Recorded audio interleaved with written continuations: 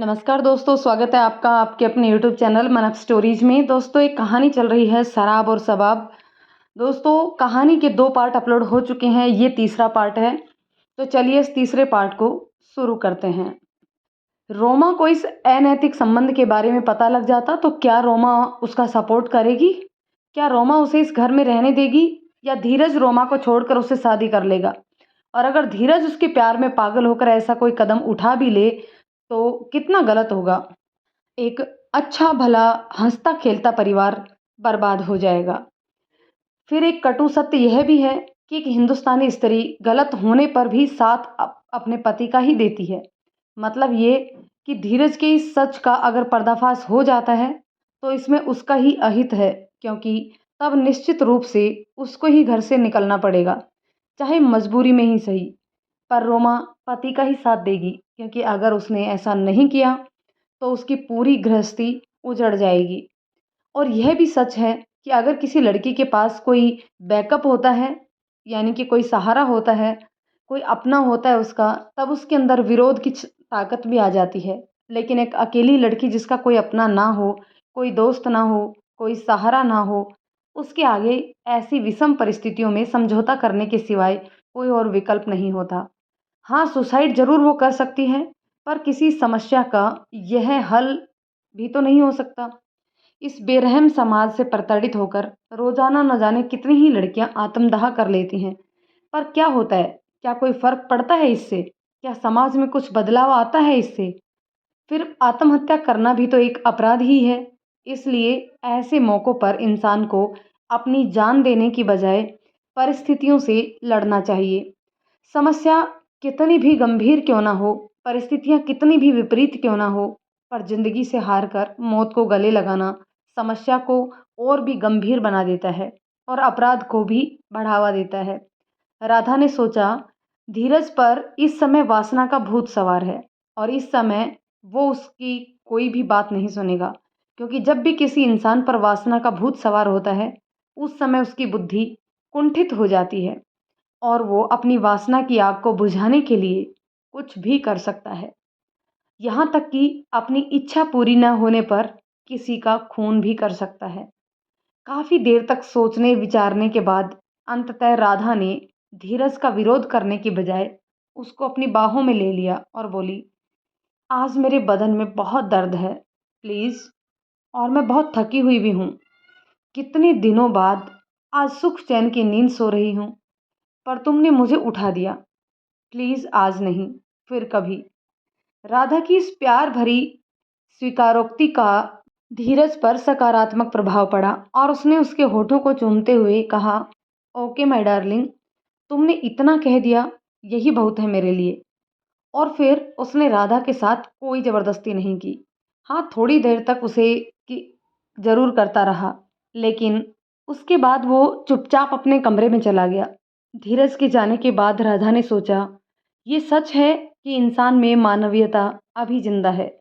अगर ऐसा ना होता तो आज धीरज किसी भी कीमत पर उसे छोड़ता नहीं और अपने इस नाजायज़ प्यार को मुकम्मल अंजाम देने से कभी न चूकता। भले ही बाद में कितनी भी बड़ा तूफान क्यों ना आता, लेकिन मुझे अब धीरज की इस मानवीयता को जिंदा करना होगा और मेरे इस काम में रोमा और उसके बच्चे ही मेरे सहायक बनेंगे।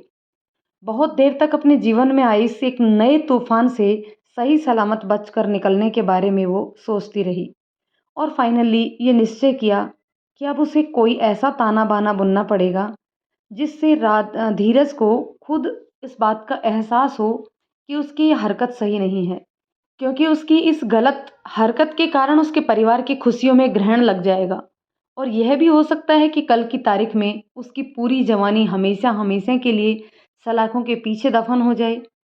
अपने इन विचारों में उलझी राधा को अपने जिस्म का होश ही ना रहा और अचानक जब उसने अपने अधखुले बदन को देखा तो तुरंत चादर तान कर सो गई। राधा की जब नींद खुली उस समय सुबह के 5 बजे थे। वो जल्दी से फ्रेश हुई और किचन में जाकर उसने चाय बनाई और चाय की ट्रे लेकर रोमा के कमरे में आ गई। रोमा ने सामने राधा के हाथों में चाय की ट्रे देखकर उसे अंदर बुला लिया और बोली, अरे बेटा, इतनी सुबह सुबह तुमने उठकर चाय बनाई, मुझे जगाया क्यों नहीं? क्यों? क्या मेरा इतना भी अधिकार नहीं है कि मैं सुबह-सुबह उठकर आपको अपने हाथों से बनी चाय पिला सकूं? राधा ने कहा। अरे नहीं बेटा, ये तो बहुत अच्छा किया तूने, लेकिन अभी कल ही तो तू आई है। 1-2 दिन आराम कर लेती। और फिर इतनी भी जल्दी क्या थी चाय बनाने की?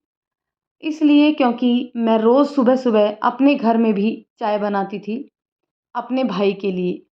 और वैसे भी सुबह जल्दी उठने की मेरी आदत है, इसलिए फ्रेश होकर सबसे पहले मैंने आप लोगों के लिए चाय बनाई।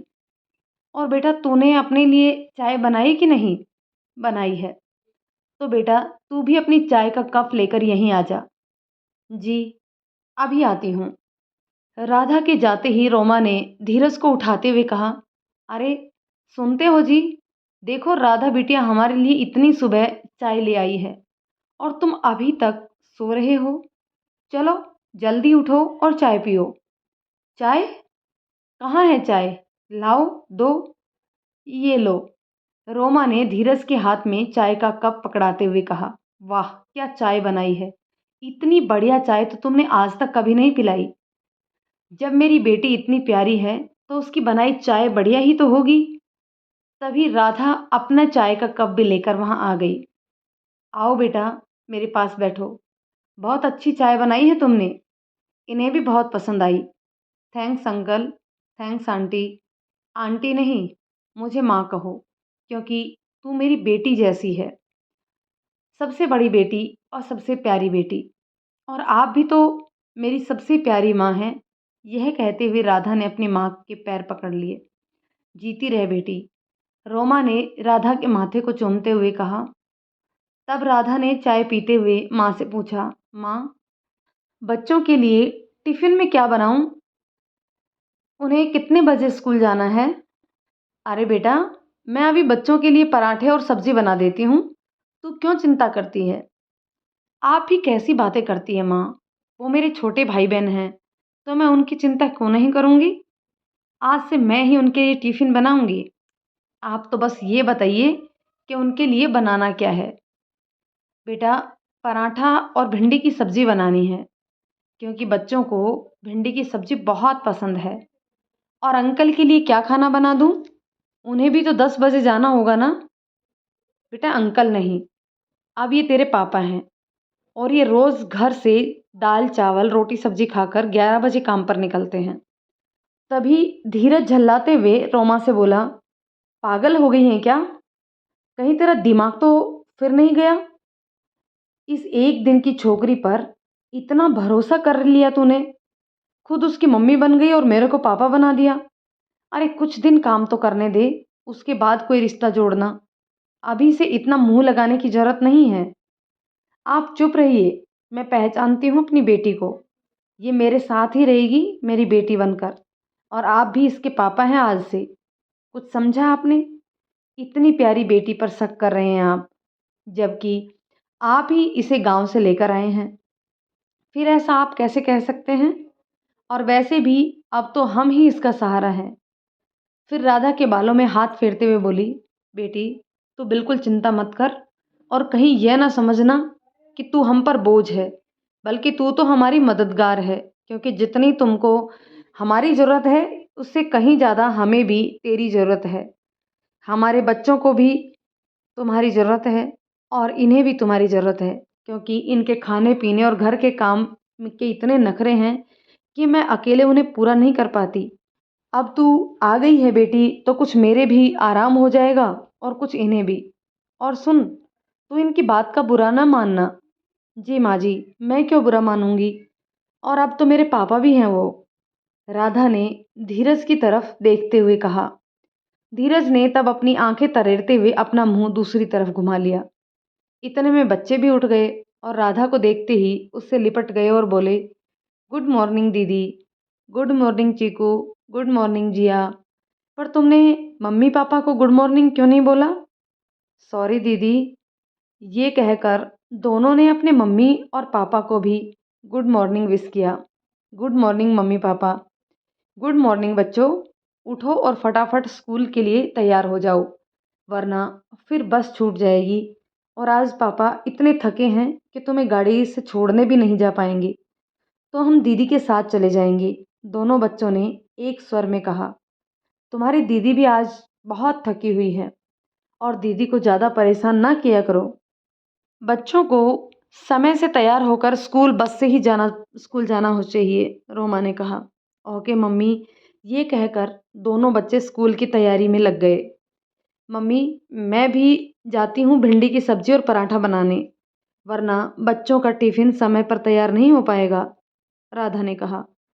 ठीक है बेटी, तू चल, मैं भी अभी आती हूँ, रोमा ने कहा। नहीं मम्मी, आप आज आराम कीजिए, खाना मैं बनाती हूँ और आप बताइएगा कि कैसा बना। ठीक है बेटी, अगर इतना सारा काम तू अकेले कैसे कर पाएगी? आप चिंता ना करें माँ, मैं सब कुछ कर लूँगी, राधा ने कहा और किचन में चली गई। कितनी प्यारी बच्ची है, बिना कुछ कहे खुद ही काम में जुट गई। चाय बनाई और अब बच्चों के लिए टिफ़िन भी तैयार कर रही है और बोलती है कि खाना भी बनाएगी। घर का इतना काम और वो भी खुशी खुशी करना, सच में हीरा है ये मेरी बच्ची। लाखों में एक। इतनी अच्छी और प्यारी बच्ची पर कोई जुल्म कैसे ढा सकता है? क्या ऐसा भी कोई भाई हो सकता है जो अपनी इतनी प्यारी बहन पर हाथ उठाए? रोमा ने धीरज से कहा। होता है, बहुत घरों में ऐसा ही होता है। इस दुनिया में इतना अन्याय है जिसकी शायद तुम कल्पना भी ना कर सको। पर क्या कर सकते हैं हम? इसी को इंसान की किस्मत कहते हैं, जबकि कुछ लोग इसे पूर्व जन्म के किए गए पापों का प्रतिफल बताते हैं। सही कहा आपने, और इसीलिए भगवान भी समय समय पर हमारी परीक्षा लेते हैं। अब देखिए, आपने राधा को यहाँ लाकर कितना अच्छा काम किया है। उसके भाई के जुल्मों से उसे बचाया, वरना इतनी प्यारी बच्ची शायद आज इस दुनिया में ही ना होती। अब हमारा ये कर्तव्य बनता है कि हम अपनी राधा बिटिया का पूरा ख्याल रखें और उसे कभी तकलीफ़ ना दें। कभी भी कोई ऐसा काम ना करें कि उसकी आंखों में हमारी वजह से आंसू आए। हाँ, ये तो तुम ठीक कह रही हो, मगर आगे वो कुछ भी बोल नहीं पाया, क्योंकि उसकी नज़र में तो राधा कुछ और ही थी और उसको अपने साथ लाया भी था वो, तो इसीलिए ताकि उसके साथ अपनी रातों को रंगीन कर सके। उफ़! कितनी देर हो गई। राधा बिटिया अकेले परेशान हो रही होगी और हम लोग अभी तक बिस्तर में पड़े हैं। चलिए, उठिए और आप भी नहा धो लीजिए और मैं देखती हूँ कि राधा बिटिया क्या कर रही है। अभी तो उसे ये भी ठीक तरह से नहीं पता होगा कि कौन सा सामान कहाँ रखा है। ठीक है, मैं भी पहले फ्रेश हो लेता हूँ, फिर सोचता हूँ कि आगे क्या करना है, धीरज ने कहा और बाथरूम में चला गया।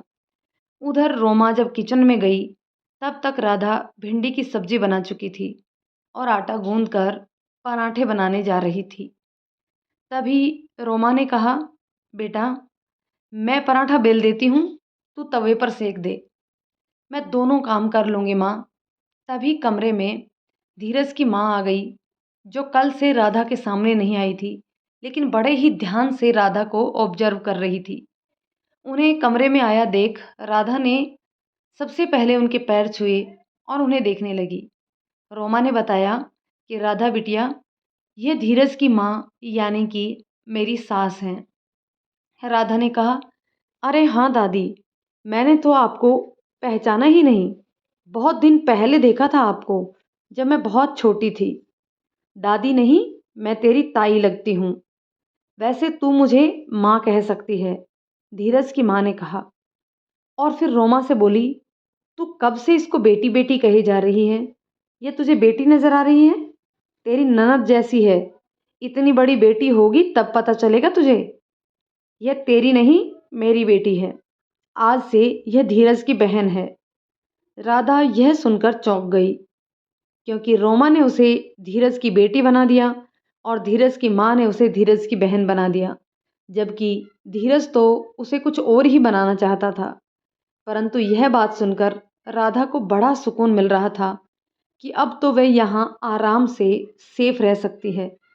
अब धीरज उसका कुछ भी नहीं बिगाड़ सकता, क्योंकि उसकी रक्षा करने के लिए भगवान ने एक एक नहीं, दो दो माएँ भेज दी हैं। क्या सोच रही हो बेटी? कुछ नहीं माँ, मैं अपने बचपन को याद कर रही थी। कैसे आप और मेरी माँ साथ में खेत में जाया करती थी और आप काम के बदले माँ को दूध देती थी। ये कहते हुए राधा की आंखों में आंसू झलक आए। अरे ना बेटी ना, रो मत, अब तू यहाँ आराम से रहेगी। बेटी, धीरज के पापा की मौत के बाद तो मैं धीरज के साथ यहाँ शहर आ गई थी, फिर कभी दोबारा गांव गई ही नहीं। जब गांव की जमीन देखनी होती तो धीरज ही जाता था। उसको पता था कि अगर मैं गांव गई तो इसके पापा को याद कर परेशान हो जाऊंगी।